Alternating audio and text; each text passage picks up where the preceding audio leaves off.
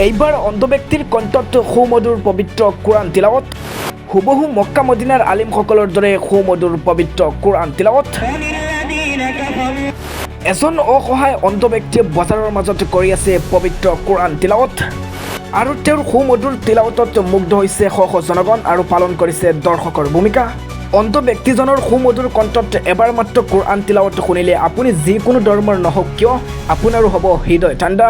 গতিকে শুনাই ল'ব বিচাৰিছোঁ পবিত্ৰ কোৰআন তিলাৱত। যদি ভাল লাগে তেন্তে লাইক এটা কৰিব আৰু সমগ্ৰ বিশ্বত ভাইৰেল হ'বলৈ 30,000 শ্বেয়াৰ কৰি দিব।